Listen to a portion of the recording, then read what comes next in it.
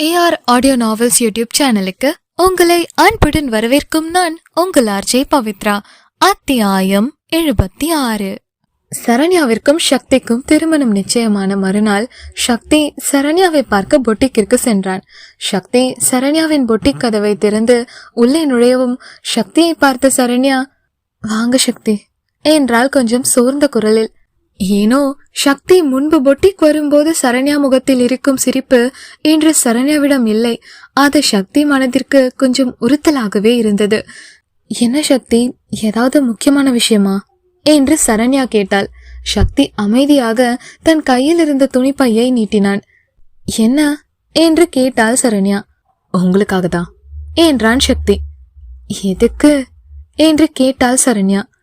இன்னைக்கு ஷாப்பிங் போனேன், இந்த சுடிதார பார்க்கவும் உங்க ஞாபகம் வந்துச்சு, சோ வாங்கிட்டேன் என்றான் சக்தி. அந்த பையை வாங்கி பிரித்து பார்த்தாள். உள்ளே அழகான விலை உயர்ந்த அம்பர்லா சுடிதார் இருந்தது. அதை பார்த்த சரண்யா, நல்லா இருக்கு என்று கூறி லேசாக புன்னகைத்து விட்டு சக்தியிடம், எங்க வாங்குனீங்க என்று கேட்டாள். ஏன் டிசைன் பிடிக்கலையா, மாத்தணுமா என்று கேட்டான் சக்தி. இல்ல இல்ல சக்தி, டிசைன் சூப்பரா இருக்கு என்றவள் காரணம் சொல்லாமல் பேச்சை நிறுத்தினாள் சரண்யா. வேற எதுக்கு கேக்குறீங்க என்று கேட்டான் சக்தி. இல்ல சக்தி, ஒன்னும் இல்ல என்றாள் சரண்யா. தன் வாட்சை பார்த்த சக்தி, சரி சரண்யா, எனக்கு டைம் ஆச்சு, நான் கிளம்புறேன் என்றான். சரி என்று லேசாக புன்னகைத்து கொண்டே தலையசைத்தாள். சக்தி பொட்டிக்கிலிருந்து கிளம்பினான். பின்பு தன் வேலையை தொடங்க ஆரம்பித்தாள். வீட்டிற்கு வரும்போது காவ்யாவிற்கும் தனக்கு சக்தி கொடுத்த சுடிதார் போல ஒன்று தைத்து கொண்டு வந்தாள் சரண்யா. வீட்டிற்கு வரவும் சரண்யா தனது அறைக்கு சென்றாள். சரண்யாவை பார்க்கவும் காவ்யா, அக்கா என்னக்கா இன்னைக்கு இவ்வளவு லேட்டா வரீங்க என்று கேட்டாள். இல்ல காவ்யா, கொஞ்சம் ஒர்க் இருந்துச்சு, அதான். சரி இந்தா, இந்த சுடிதார் உனக்கு தான் என்று தான் தைத்து வைத்த சுடிதாரை காவ்யாவிடம் கொடுத்தாள். இது எதுக்கு என்று கேட்டாள் காவ்யா. இல்ல காவ்யா, அது இன்னைக்கு சக்தி எனக்கு இந்த சுடிதார் எடுத்து கொடுத்தாரு என்று கூறி தன் கையில் இருந்த இன்னொரு கவரை நீட்டினாள் சரண்யா. சக்தி மாமா வாங்கி கொடுத்தாங்களா என்று ஆர்வமாக அந்த கவரை வாங்கி பிரித்து பார்த்த காவ்யா, வாவ் செம்மையா இருக்குக்கா, எனக்கு இந்த சுடிதார் ரொம்ப பிடிச்சிருக்கு, நான் இதை வச்சுக்கிறேன், நீங்க சக்தி மாமா கிட்ட வேற சுடிதார் வாங்கிக்கோங்க என்றாள். சரண்யாவிற்கு என்ன சொல்வது என்று தெரியவில்லை. சக்தி முதல் தடவை எடுத்து கொடுத்தது, அதை யாருக்கும் கொடுக்க சரண்யாவிற்கு மனமில்லை. பதில் ஏதும் சொல்லாமல் அமைதியாக இருந்தாள் சரண்யா. சரிக்கா, நான் போய் இந்த சுடிதாரை போட்டுட்டு வரேன் என்று கூறிவிட்டு குளியல் அறைக்குள் ஓடிவிட்டாள் காவ்யா. சரண்யாவிற்கு தான் மனம் வருத்தமானது. தன்னிடம் இருக்கும் எந்த ஒரு பொருளையும் காவ்யாவிற்கு கொடுக்கும் போது சந்தோஷப்படுவாள். ஆனால் இன்று சக்தி கொடுத்த துணியை காவ்யா கேட்கவும் அவளால் சரி என்று கூற முடியவில்லை. சோகமாக பால்கனிக்கு சென்று அங்கு இருக்கும் ஒரு சேரில் அமர்ந்து வானத்தில் இருக்கும் நிலாவை பார்த்து கொண்டிருந்தாள் சரண்யா. அப்போது அவள் தலையில் யாரோ தாவணி போத்துவது போன்று தோன்ற அந்த தாவணியை பார்த்துவிட்டு திரும்பி பார்த்தாள். சக்தி நின்று கொண்டிருந்தான். சக்தியை பார்க்கவும் சரண்யா விழி விரித்து, சக்தி நீங்களா என்று கூறி எழுந்தாள். காவ்யா, ஆமா சக்தி மாமாவே தான் என்று கூறி சிரித்து கொண்டு சரண்யா முன் வந்தாள். சக்தி, இந்நேரத்துல வந்திருக்கீங்க என்று கேட்டாள் சரண்யா. எல்லாம் உங்களை பார்க்கதான்கா என்று கூறி சரண்யா பக்கத்தில் போய் சரண்யா தோளில் கையை போட்டாள் காவ்யா. சரண்யா எதுவும் பேசவில்லை, அமைதியாக இருந்தாள். என்ன மாமா, நான் ஜெயிச்சிட்டேனா என்று கேட்டாள் காவ்யா. காவ்யாவை புரியாமல் பார்த்து, என்ன ஜெயிச்சா காவ்யா என்று கேட்டாள் சரண்யா. நான் சொல்றேன் என்றான் சக்தி. இருங்க அக்கா கிட்ட நான் சொல்றேன் என்று கூறிய காவ்யா தன் கையில் இருந்த இன்னொரு பையில் இருந்த சுடிதாரை எடுத்து காட்டினாள். அது சரண்யாவிற்கு சக்தி எடுத்து கொடுத்த சுடிதாரை போன்று இருந்தது. ஆனால் கலர் மட்டும் மாற்றமாக இருந்தது. இரண்டு சுடிதாரையும் பார்த்த சரண்யா, என்ன காவ்யா, ரெண்டுமே ஒரே மாதிரி இருக்கு என்று கேட்டாள். இது உங்களுக்கு என்று ஒரு சுடிதாரை சரண்யாவிடம் கொடுத்த காவ்யா, ஒன்னு எனக்கு என்றாள். ஒரே மாதிரி சுடிதார் எப்படி உன்கிட்ட வந்துச்சு என்று கேட்டாள் சரண்யா. சக்தி மாமா தான் எடுத்து கொடுத்தாரு என்றாள் காவ்யா. சரண்யா சக்தியை பார்த்தாள். இருங்க, எனக்கு மட்டும் இல்ல, அஜய்க்கும் எடுத்து கொடுத்திருக்காரு. நான் ஏன்னு கேட்டேன். எனக்கு சரண்யாவுக்கு மட்டும் எடுத்து கொடுக்க மனசு இல்ல, அதான் உங்களுக்கும் சேர்த்து எடுத்தேன்னு சொன்னாரு. அப்ப அக்காவுக்கும் எடுத்திருக்கீங்களா, எங்க காட்டுங்கன்னு கேட்டேன். அத நான் சரண்யா கிட்ட கொடுத்துட்டேன். ஐ திங்க் அது சரண்யாவுக்கு பிடிக்கலன்னு நினைக்கிறேன்னு சொன்னாரு சக்தி மாமா. அக்காவுக்கு பிடிக்காம இருக்காது நீங்க வாங்கி கொடுத்தது, அக்காவுக்கு கண்டிப்பா பிடிக்கும்னு சொன்னேன். இல்ல காவ்யா, உங்க அக்காவுக்கு நான் கொடுத்த கிஃப்ட் பார்த்து சந்தோஷமே படலன்னு சொன்னாரு. அதான் உங்களுக்கு இந்த சுடிதார் பிடிச்சிருக்குன்னு நிரூபிக்கத்தான் நான் நீங்க வரவும் இப்படி செஞ்சேன் என்றாள் காவ்யா. சரண்யா சக்தியை பார்த்தாள். சக்திக்கு சிரிப்பு வந்தது. அவன் சிரிப்பதை பார்த்து அமைதியாக தலை குனிந்து கொண்டவள் சிறிது நேரம் கழித்து, அப்போ சக்தி நம்ம வீட்டுக்கு எப்ப வந்தாரு என்று கேட்டாள். இப்பதான் கொஞ்ச நேரத்துக்கு முன்ன நான் தான் போன் பண்ணி வர சொன்னேன் என்றாள் காவ்யா. அப்ப இந்த கிஃப்ட் எப்போ உனக்கு கொடுத்தாரு என்று கேட்டாள் சரண்யா. நான் ஆபீஸ் போயிருந்தேன்ல, அப்போ ஆபீஸ் வந்து எனக்கு கொடுத்துட்டு இதையும் சொன்னாரு என்றாள் காவ்யா. சக்தியை பார்த்து, என்ன சக்தி, இது ஒரு சின்ன கிஃப்ட், இது எனக்கு பிடிச்சா என்ன பிடிக்கலனா என்ன, உங்களுக்கு பிடிச்சிருக்குன்னு எடுத்தீங்க, அது போதுமே என்று கூறினாள் சரண்யா. என்று இடவலமாக தலையசைத்த சக்தி, நான் எப்பவும் உங்களுக்கு பிடிச்சத மட்டும்தான் செய்யணும், அது எனக்கு ரொம்ப இம்பார்ட்டன்ட் என்றான். ஓஹோ என்று சத்தமாக கத்திவிட்டு, நான் உங்க 2 பேரையும் டிஸ்டர்ப் பண்ண மாட்டேன் என்று சொல்லிவிட்டு அங்கிருந்து ஓடினாள் காவ்யா. அப்போ உங்களுக்கு இந்த சுடிதார் பிடிச்சிருக்குன்னு தான் காவ்யாவை எடுத்துக்க சொல்லலையா என்று கேட்டான் சக்தி. என்கிட்ட இருக்கிற எந்த ஒரு பொருளையும் காவ்யாவுக்கு கொடுக்கும் போது சந்தோஷமாதான் சக்தி இருக்கும். ஆனா என்னன்னு தெரியல, இந்த சுடிதார காவ்யா கேட்கவும் எனக்கு கொடுக்க மனசில்ல என்றாள் சரண்யா.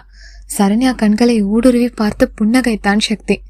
சரண்யாவிற்கு தான் அவன் பார்வை தாங்க முடியாமல் தலை குனிந்து கொண்டாள். அவன் புன்னகை இன்னும் அதிகமானது. வேறெதுவும் பேசாமல், பாய் சரண்யா என்று கூறிவிட்டு சரண்யாவை பார்த்து கொண்டே 4-5 அடி பின்னால் வைத்தவன் திரும்பி அங்கிருந்து சென்றான். இப்படியே நாட்கள் நகன்றது. சரியாக சரண்யா சக்தி திருமண நாள் வந்தது. கல்யாண வேலை அனைத்தையும் வசுந்தரா பார்த்து கொண்டார். சரண்யா வீட்டிற்கு எந்த வேலையும் இல்லாமல் போனது. கல்யாணம் ஆடம்பரமாக ஏற்பாடு செய்யப்பட்டிருந்தது. தீபக் மனைவியும் வெளிநாட்டிலிருந்து திருமணத்திற்கு வந்திருந்தார். பெரிய பெரிய பிசினஸ் மேன்கள், வசுந்தரா தரப்பில் சொந்த பந்தங்கள் என்று கோலாகலமாக திருமணம் நடந்தது. திருமணம் முடிந்து அனைத்து சடங்குகளும் முடிந்தது. திருமணத்திற்கு வந்தவர்கள் சரண்யாவிற்கும் சக்திக்கும் வாழ்த்து சொல்லி கிளம்பினார்கள். அப்போது இருவருக்கும் வாழ்த்து சொல்ல கார்த்திக் அவர்கள் பக்கத்தில் வந்து முதலில் சரண்யாவை பார்த்து, wish you happy married life Mrs Sakthi என்று கூறினான். அவள் லேசாக புன்னகைத்துக் கொண்டே தேங்க்ஸ் கார்த்திக் என்றாள். சக்தி கார்த்திக்கை முறைத்து கொண்டிருந்தான். சக்தி பக்கத்தில் சென்ற கார்த்திக் சக்தியிடம் பேசாமல் அப்படியே நைஸாக நழுவி போனான். சக்தி கார்த்திக் சட்டையை பிடித்து இழுத்து தன் பக்கத்தில் நிறுத்தினான். அவர்கள் இருவரையும் வித்தியாசமாக பார்த்தாள் சரண்யா. சரண்யா வித்தியாசமாய் பார்ப்பதை பார்த்த சக்தி, இல்ல சும்மா முதுகலை ஏதோ இருந்துச்சு என்று கூறிவிட்டு கார்த்திக் தோளில் கை போட்டு கார்த்திக்கிற்கு மட்டும் கேட்கும் அளவு சத்தத்தில், நான் தான் உன்னை கல்யாணத்துக்கு கூப்பிடவே இல்லையே என்று கேட்டான் சக்தி.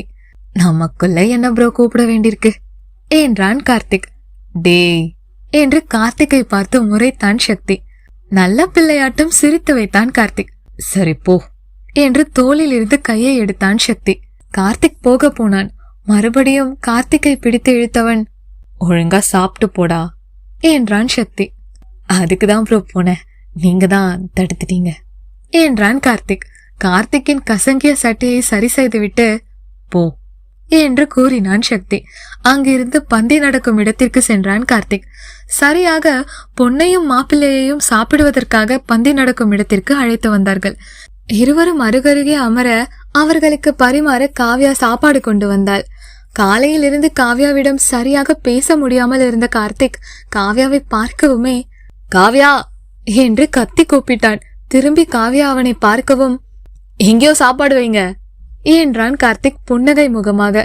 காவ்யா சுற்றி இருப்பவர்களை ஒரு முறை பார்த்துவிட்டு அவன் பக்கத்தில் சென்று சாப்பாட்டு கோப்பையை டம் என்று வைத்தாள். கார்த்திக் அதை பெரிதாக எடுத்துக்கொள்ளவில்லை. காவ்யாவை பார்த்து புன்னகைத்துக் கொண்டே, சாப்பாடு எனக்கு முதல்ல வேங்க காவ்யா என்றான். காவ்யா அவனை முறைத்துவிட்டு சாப்பாட்டை அள்ளி வைத்தாள். சிஸ்டர் இங்கேயும் என்று தன் நிலையை காட்டினான் ஆனந்த்.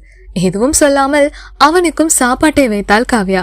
அப்போது சரியாக சக்தி சரண்யாவை வாழ்த்த வந்த ஒரு பெரியவர் அவர்களிடம், நீங்க ரொம்ப நல்ல முகூர்த்தத்துல கல்யாணம் பண்ணிருக்கீங்க, கண்டிப்பா சந்தோஷமா இருப்பீங்க என்றார். அதை கேட்கவும் கார்த்திக் காவ்யாவிடம், காவ்யா, இன்னைக்கு ரொம்ப நல்ல முகூர்த்தமா, நம்ம 2 பேரும் இன்னைக்கே கல்யாணம் பண்ணிக்கலாமா என்று கேட்டான். அவனை முறைத்தவள், இப்படியே பப்ளிக் பிளேஸ்ல செஞ்சுட்டு இருந்தீங்க, அப்புறம் எப்பவுமே கல்யாணம் இல்ல என்று கூறிவிட்டு சாப்பாட்டை எடுத்துக்கொண்டு சக்தி சரண்யாவை நோக்கி சென்றாள் காவ்யா. ஆனந்த் கார்த்திக்கை பார்த்து வாயில் கை வைத்து சிரித்தான். கார்த்திக் ஆனந்தை முறைத்து விட்டு காவ்யாவை பார்க்க ஆரம்பித்தான். ஒரு வாய் சாப்பாட்டை கையில் அள்ளி வைத்துக்கொண்டே வெகு நேரமாக காவ்யாவை பார்த்து கொண்டிருந்தான் கார்த்திக். கையில் சாப்பாடு வைத்துக்கொண்டு வெகு நேரமாக காவ்யாவை பார்த்து கொண்டிருந்த கார்த்திக்கை பார்த்த ஆனந்த் அவன் கையை பிடித்து அவன் கையில் இருக்கும் உணவை தன் வாயில் வைத்தான். இப்படியே மறுபடியும் செய்ய கார்த்திக் இலையில் இருந்த உணவு காலியானது. சரியாக காவ்யாவும் அங்கிருந்து சென்றாள். அப்போதுதான் தன் இலையை பார்த்தான் கார்த்திக். அதில் சாப்பாடு இல்லை. டேய், எங்கடா என்னோட இலையில இருந்த சாப்பாட்டை காணோம் என்று ஆனந்தை பார்த்து கேட்டான். ஆனந்த் ஏப்பம் விட்டான். டேய், என்னடா? பின்னடா, நான் உன் கையால உன்னோட இலையில இருக்கிற சாப்பாட்டை சாப்பிடுறது கூட தெரியாம நீ அந்த புள்ளைய அப்படி சைட் அடிக்கிற?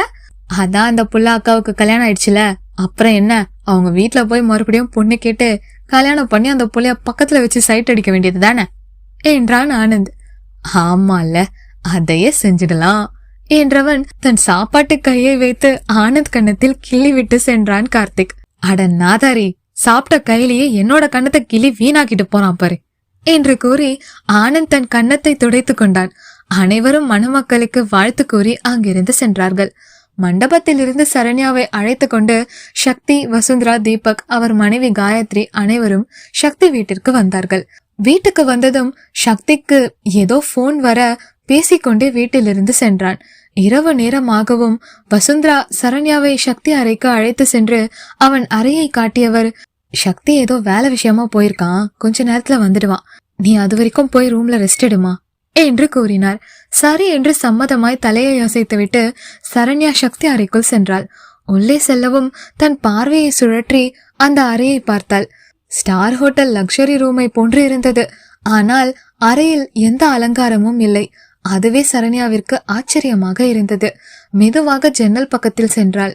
ஜன்னல் திரையிலிருந்து ஒவ்வொரு சின்ன பொருளும் சரண்யாவிற்கு பிடித்ததாக இருந்தது. இதெல்லாம் எனக்கு பிடிக்கும்னு சக்தி தெரிஞ்சுட்டு வாங்கி வச்சாரா, இல்லனா சக்திக்கும் இது எல்லாமும் தான் பிடிச்சிருக்கா என்று குழம்பினாள் சரண்யா. கட்டிலுக்கு மேலே பெரிய புகைப்படம், சக்தியோட புகைப்படம் இருந்தது.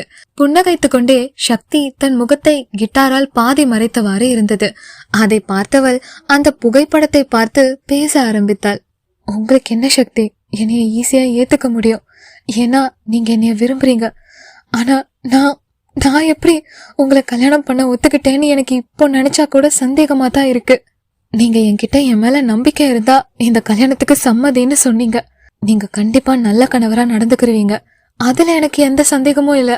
ஆனா என்னாலதான் உங்களுக்கு ஏத்த மனைவியா இருக்க முடியாதே என்று கூறி தன் பேச்சை நிறுத்தியவள், நீங்க அர்ஜுன் வேற ஒரு பொண்ணை விரும்புறது தெரிஞ்சதுக்கு அப்புறம் எனக்கு ப்ரப்போஸ் பண்ணனீங்க. அர்ஜுன் அந்த பொண்ணையே கல்யாணம் பண்ணினதுக்கு அப்புறம் என்னைய பொண்ணு கேட்டு வந்தீங்க. இது எல்லாம் வேற யாராவது பண்ணிருந்தாங்கன்னா நான் உங்களை அடியோட வெறுத்திருப்பேன். ஆனா உங்களை தப்பா கூட நினைக்க தோணல. நம்ம 2 பேருக்கும் கல்யாணம் நிச்சயம் ஆன இந்த இடைப்பட்ட நாட்கள்ல எத்தனையோ தடவை என்னோட மனசுல நான் என்னோட குடும்ப சூழ்நிலைக்காக தான் உங்களை கல்யாணம் பண்ண ஒத்துக்கிட்டேனோன்னு தோணி இருக்கு. ஆனா அதை தாண்டி எனக்கு இன்னொரு விஷயமும் தோணுச்சு.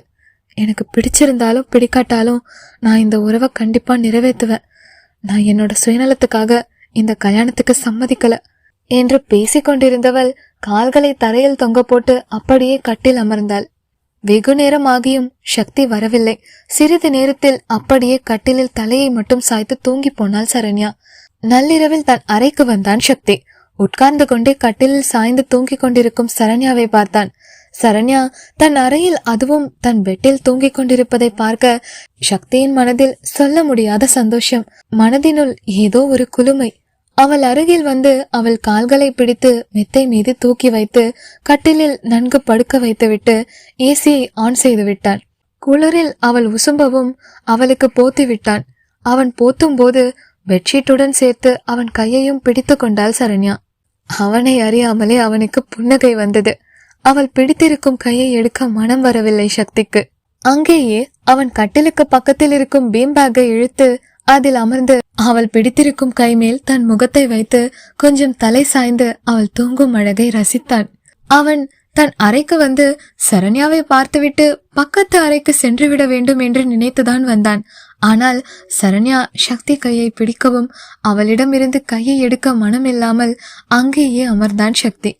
தான் நினைத்து வந்ததையும் இப்போது நடந்ததையும் நினைத்து சக்திக்கு சிரிப்பு வந்தது. புன்னகைத்து கொண்டு தூங்கிக் கொண்டிருப்பவளை பார்த்து, நெருங்க நினைக்கும் போது விலகி செல்கிறாய், விலக நினைக்கும் போது நெருங்கி வருகிறாய். நெருக்கத்தில் இருக்கும் இடைவெளியும் இடைவெளியில் இருக்கும் நெருக்கமும் புரியாத புதிராகிறது அன்பே என்றவன் அன்பே என்ற வார்த்தைக்கு தன் நாக்கு கடித்து புன்னகைத்தான். வெகு நேரம் அவள் முகம் பார்த்து கொண்டிருந்த சக்தி அப்படியே தூங்கி போனான். இந்த அத்தியாயம் உங்களுக்கு பிடிச்சிருந்தா லைக் பண்ணுங்க, கமெண்ட் பண்ணுங்க. அப்படியே AR ஆடியோ நாவல்ஸ் யூடியூப் சேனலை சப்ஸ்கிரைப் பண்ணுங்க. நன்றி.